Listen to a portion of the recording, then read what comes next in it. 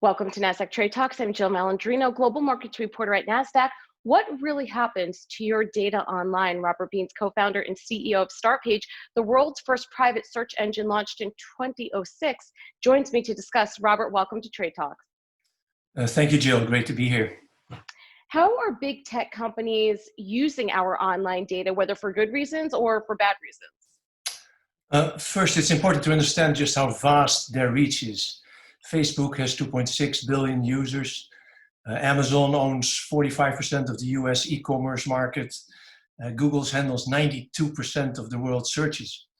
And buried deep within their privacy policies, we've given big tech permission to track a huge array of our personal data. And this tracking takes place everywhere and non-stop. So what does big tech know about us? The answer is quite simple, almost everything. Google, for instance, collects your complete search history and online activity, allowing them to build a comprehensive digital profile of you and sharing it with their advertisers. And big tech knows our deepest thoughts, our medical history, our financial status, our fears and hopes. And they utilize behavioral advertising tactics to exploit this knowledge, showing you advertising based on your personal profile. And their ability to capture all of your data has made these companies information behemoths. They use our data in some good and many bad ways. What's good is that you get a personalized and integrated user experience. You can use your Facebook login to log in on many websites, for instance. The rest is mostly bad from a privacy perspective. The creepy targeted ads that follow you around the internet, they're just the tip of the iceberg. Your personal profile data like race, like gender, health, socioeconomic level can all be commercially exploited, but it can also be hacked by criminals. It can impact your credit score or silently be subpoenaed by the government. And also knowing exactly what you like creates online bubbles or echo chambers in which we're shown the same information over and over again. And this makes us more extreme in our views as human beings, leading to a more divided society. Our data has even been used to influence elections, as we've seen with the Facebook Cambridge Analytica scandal. What steps can people take to better protect themselves online?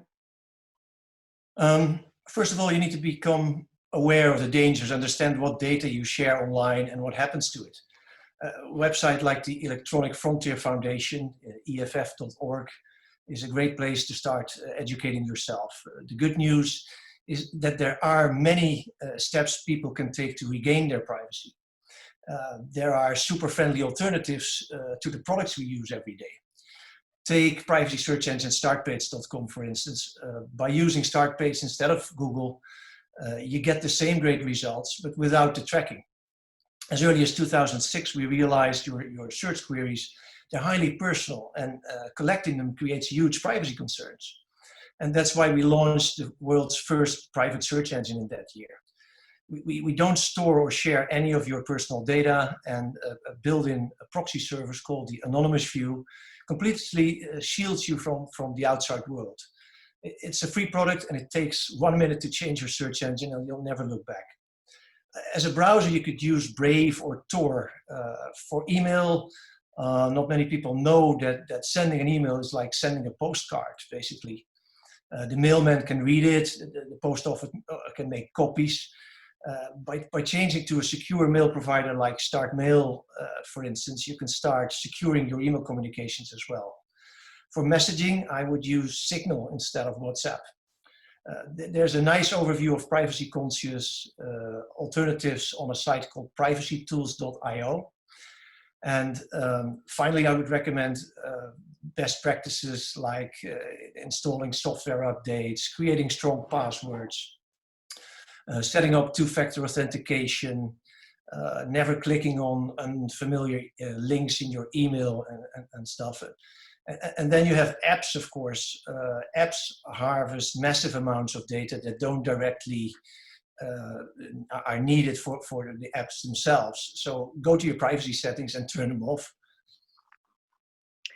What impact has the COVID-19 pandemic had on online privacy, and what changes are beginning to be made as a result?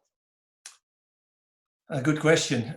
Suddenly we're all working from home. An increasing online society is leading to an even bigger dependency on privacy invading big tech companies. Working remotely, we've introduced cybersecurity and data privacy threats. Online scams are clearly on the rise. The introduction of contact tracing apps that use your location and contact data, they may also impact our privacy.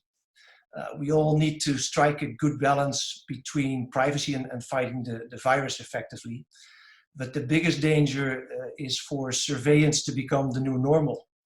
When governments start tracking data collected from contact tracing apps, what's the breadth of how that data is used and when do they stop? I mean, history has shown time and again that once data is gathered and it's mined, it is considered an asset that's not easily given up, and function and purpose creep can take place. After 9/11, Congress was very quick to pass the Patriot Act, but was shocked to find out 11 years later how it had vastly expanded the government's ability to spy on its own citizens. And now in a COVID-19 world, we could face a similar situation, because when will we really be able to answer the simple question, when is COVID-19 over? It's good for everyone to be aware of the longer term privacy implications of the pandemic. Any measures that we take should be temporarily, and they should be necessary, and they should be proportionate.